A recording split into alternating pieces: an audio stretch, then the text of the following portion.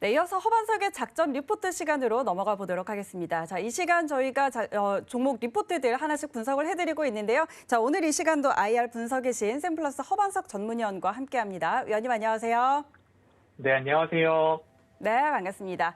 자, 오늘 함께할 리포트 화면으로 먼저 확인하시죠. 네, 오늘의 종목 리포트입니다. 자, 오늘은 이번 주에 다뤄드렸던 은행, 증권 리포트, KB금융, 신한지주, 키움증권 리포트들 다시 한번 리뷰해드리도록 하겠습니다. 바로 확인해보죠. 네, 일주일 동안 은행 그리고 증권업종 리포트들 함께 살펴보면서 KB금융, 신한지주, 키움증권까지 한번 살펴봤습니다. 먼저 키움증권에서 발간한 포스트 코비드19에 대비하자라고 해서 부동산, 그리고 가계부채, 그리고 정부 정책, 포스트 코로나 시대에는 정부 정책이 이제는 경기 부양에서 시장 안정화로 바뀌는 가운데 주목해볼 만한 섹터 두 곳을 뽑았습니다. 증권 산업에 대해서 그리고 은행 산업에 대해서 뽑았는데요. 금리 상승기에 은행주 보아야 한다라는 이야기 여지없이 많이 들으셨을 겁니다. 그래서 이번 주에는 은행 그리고 증권 섹터에서 많이들 살펴봤는데요. 좀 더 자세히 한번 다시 살펴보자고 한다면 포스트 코로나 시대의 최대 수혜라고 해서 먼저 증권 이야기가 나오고 있습니다. 증권은 결국엔 간접 투자에서 직접 투자로 주식 투자가 대세다라는 이야기 나오고 있고요. 그리고 은행 산업 쪽에서는 결국엔 포스트 코로나 시대 최대 수혜 업종이다라는 이야기를 하고 있습니다. 그 근거로 가계부채에 대한 부분 이야기를 하고 있는데요. 부동산 시장에 대해서 부동산 자산이 주식과 비트코인 위험 자산으로 오고 있고, 그리고 경기 회복, 그리고 외환 시장의 안정, 미국 금리 상승에 따른 정책 변화 여건들이 하나하나 맞아떨어져 가고 있기 때문에 부양에 따른 정책이 아니라 이제는 시장 안정이다. 금리, 그리고 대출 규제 완화, 원리금 상환 유예에서 이제는 원리금 그대로 내와야 된다. 그리고 금리 상승기에 따라서 은행의 매출과 영업이익도 증가할 것이다. 라는 부분까지 이어져 온 이야기의 리포트였습니다. 그래서 증권 산업부터 먼저 다시 빠르게 리뷰해 보겠습니다. 부동산 시대에서 이제는 주식 투자 쪽으로 자금이 넘어오고 있다. 그리고 간접 투자에서 직접 투자로 넘어오고 있다. 증시 호조로 인해서 올해도 여전히 증권사 수익 좋을 것이다 라는 이야기입니다. 그러면서 연평균 거래대금이 1월 11일부터 해서 굉장히 고점을 찍은 그런 모습이었습니다. 최근 들어서 일평균 거래대금이 조금 줄어들기는 했으나 그럼에도 불구하고 증권사의 이익률은 여전히 상승할 것이다 라는 이야기를 하면서 삼성증권과 그리고 NH투자증권, 미래에셋대우, 한국금융지주까지 리포트에서 토픽 종목으로 조금 뽑아본 모습입니다. 그 이후에 살펴보면 이제는 은행 산업에 대한 이야기가 나오고 있습니다. 은행, 앞으로 금리 인상기에 따라서 바닥을 가지고 많이 올라온 종목들도 보이긴 하지만 차트를 길게 뽑아놓고 보면 오히려 이제 바닥에서 조금 올라왔구나라고 보이실 수도 있습니다. 글로벌 주요 은행 중 양호한 수익률 아직까지 기록하고 있는데 그런 수익성에도 불구하고 국내 은행 업종은 조금 소외된 모습이다라는 이야기를 해주고 있고요. 지금까지는 은행 업종에서 배당을 그래도 배당하면 은행 금융 섹터였는데 이 배당 규제를 완화해서 분기 배당을 좀 시행할까라는 이야기가 금년도 주주총회에서도 조금 나왔던 부분들이 있습니다.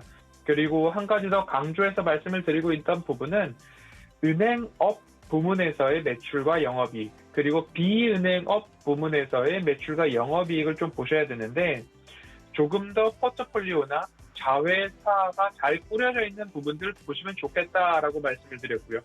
배당 성향에 있어서 상향이 전망되고 있는 그런 기업들, KB, 신한, 하나, 대형 지주회사 좀 보시면 좋겠고요.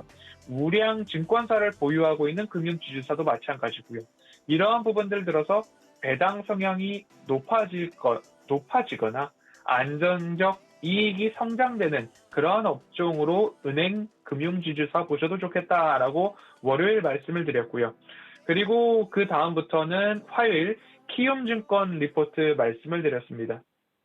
코로나19로 인해서 20년도 4월 4만 5천 원 목표 주가부터 4만 9천 원, 5만 1천 원, 6만 원, 그리고 6만 3천 원 목표 주가 상향 리포트까지 꾸준히 추적 관찰되고 있는 리포트들은 여지없이 잘 챙겨보시면 좋겠다라는 말씀을 드렸는데요.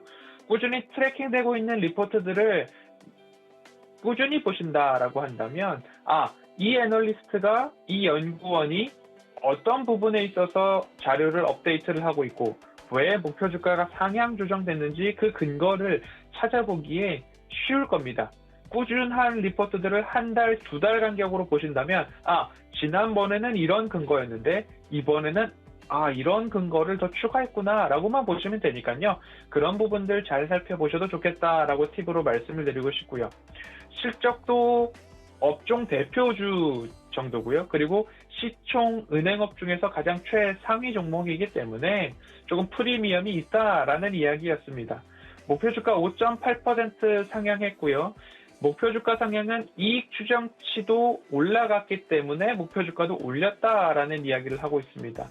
더불어 순이자 마진이라고 하는 NIM 4베이시스 포인트 상승했고 이자 수익도 금리 상승과 더불어서 오를 것이다 라는 이야기 이어지고 있고요. 그리고 증권 수익률 올라가고 있고 비은행업 부문이죠. 증권 수익률 그리고 IPO에 따른 딜 수익률 이런 것들이 다 KB증권에 좋은 호재로 작용할 것이다 라고 좀 이야기가 나왔고요. 하지만 1분기 낮은 성장률 이야기를 리포트에 명시를 해놨습니다.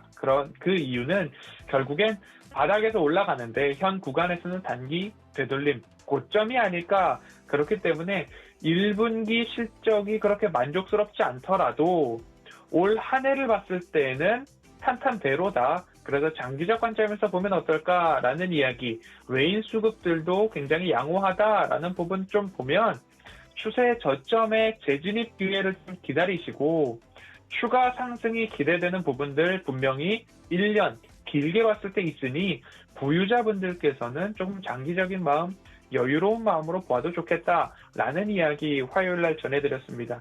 그리고 수요일에는 이제 스튜디오에서 직접 말씀을 드렸죠. 신한지주 말씀을 드렸는데요. 신한지주를 말씀드렸던 이유가 은행업 부문과 비은행업 부문의 균형감이 있다라는 말씀드렸습니다.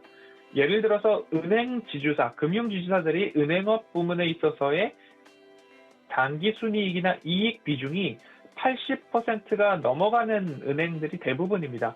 하지만 신한지주 같은 경우에는 60%가 채 되지 않게끔 55대 45 정도의 은행과 비은행 부분의 포트폴리오 이익 균형이 잘 짜여져 있다라는 측면에서 좀 말씀을 드렸고요. 리포트도 마찬가지로 최고의 자회사 포트폴리오라는 헤드라인을 뽑고 있습니다. 안타깝게도 20년도 조금 영업이익 측면에서는 매우 좋지 않았습니다. 사모펀드 그리고 부동산 손실, 코로나19 충당금 4천억 원가량의 적립이 있어서 이익 측면에서는 좋지 않았지만 앞으로 21년도에는 그런 것들 훌훌 털어버리고 상승한 일만 남았다라는 이야기로 좀 이야기가 되었고요. 다회사 신규 편입들이 있었죠.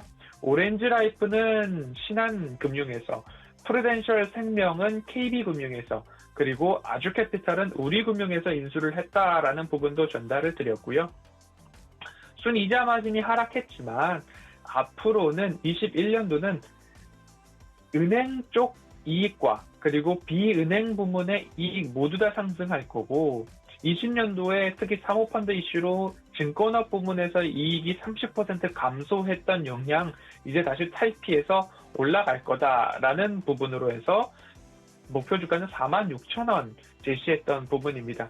그렇기 때문에 신한지주도 마찬가지로 너무 빠르게 접근하기보다는 장기적인 관점에서 어떻게 하면 더 싸게 매수할 수 있을까라고 고민이 될 겁니다. 어떤 날은 하락하고 어떤 날, 어제장 같은 경우는 또 상승하고 이런 부분이기 때문에 상승할 때 쫓아가기보다는 조금 하락할 때 쫓아가시자라는 기술적 분석까지도 말씀을 드렸고요.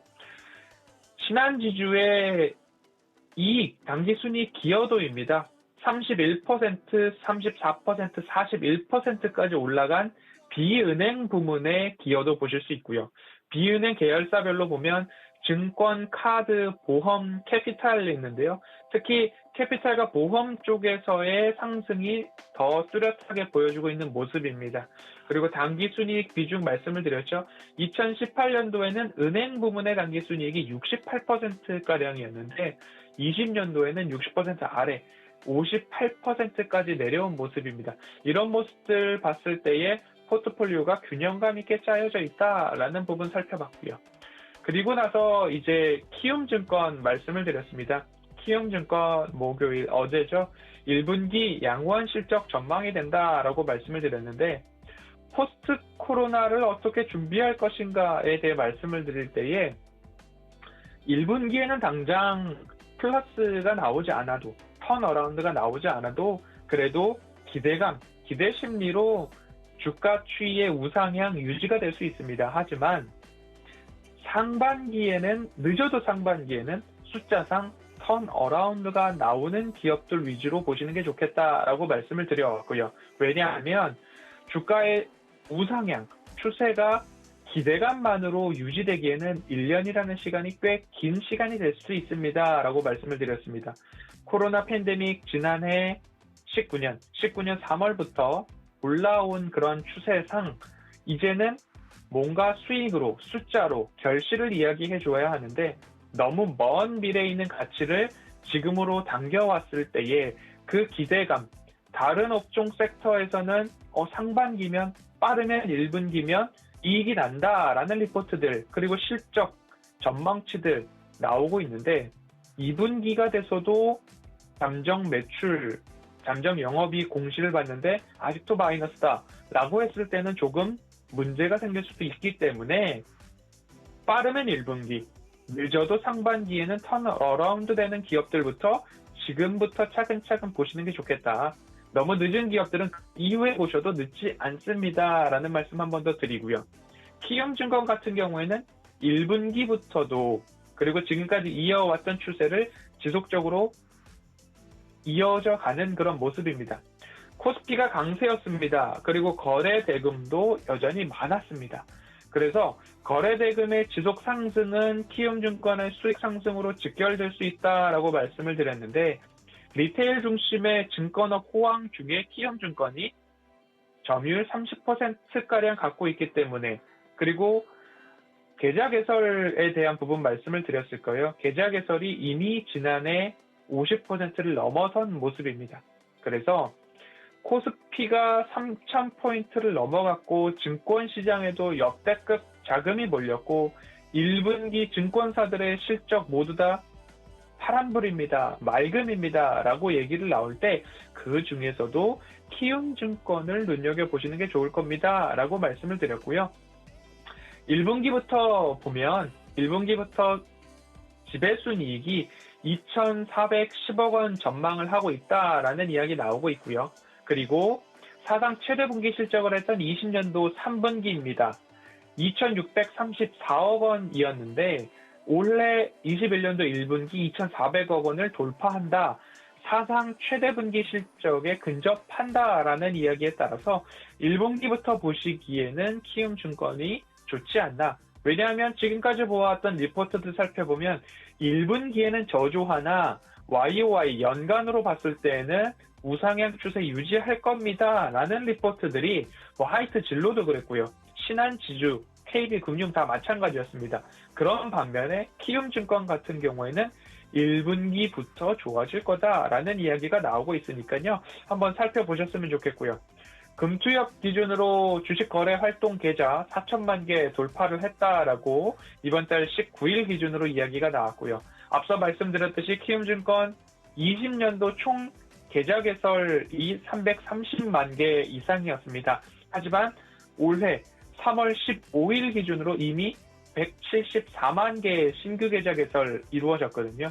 2달 만에 지난해 52% 계좌 개설 비중을 이미 넘었기 때문에 SK바이오사이언스 상장 주관사가 아니었음에도 계좌 개설이 늘어났다라는 부분 한번 보셨으면 좋겠고요. 키움증권의 이익이 결국엔 21년도에 일부 정점 구간을 넘어가는 것 아닌가라는 이야기가 나오고 있고요. 그리고 올해 1분기, 21년도와 1분기의 일정 부분 가장 매출과 영업이익이 피크를 찍는 모습들이 조금 있습니다. 하지만 이 부분이 오히려 전망치와 추정치 그리고 증시 상황이 다시 우상향 추세로 거래대금도 늘어난다라고 한다면 이 부분이 22년도로 수년될 수도 있다라는 기대감도 좀 있습니다. 시끌벅적할 타이밍이 올해 1월 11일가량이었습니다. 거래대금이 64조 원을 넘어섰던 모습인데요. 그때부터 증권사나 은행업종들이 다시 좀 하향했다가 다시 바닥을 찍고 올라가는 모습들이 좀 이어져 오고 있습니다. 폴리드 줌 카메라도 마찬가지고요. 그 이외의 섹터들도 시끌벅적할 때 들어가기보다는 조금 조정이 나와서 YOY 1년 동안의 장기 추세에 보다 경쟁력 있는 가격대에 접근을 해보겠다라는 부분으로 조금 살펴보시면 좋을 것 같고요. 그러한 측면에서 하반석의 모멘텀 체크리스트 첫 번째 차트상 저위험 구간에서 진입을 하시자. 그리고 매출과 영업이익이 증가하는 기업들부터 살펴보시자. 포스트 코로나에는 필히 상반기에는 턴어라운드 되는 기업들 먼저 챙겨보셔도 다른 업종들 접근하기 늦지 않습니다라는 말씀 드렸고요.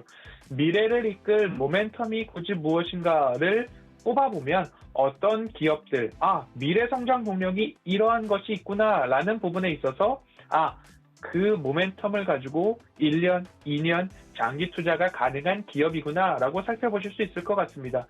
그래서 이번 주는 이렇게 은행과 증권업 이야기 말씀을 드렸고요. 리포트들 노란톡 오픈 채팅방 오시면 제가 하이라이트한 리포트 그대로 올려드리고 있고요. 영상들도 클립 영상 올려드리고 있으니까요. 방송 특히 작전 리포트에서 말씀드렸던 기업들에 대한 이야기, 질문들 있으시면 찾아오셔서 자유롭게 의견들 나누시면 좋을 것 같습니다. 이번 주 은행과 증권업종 리포트 이렇게 마무리해 보도록 하겠습니다.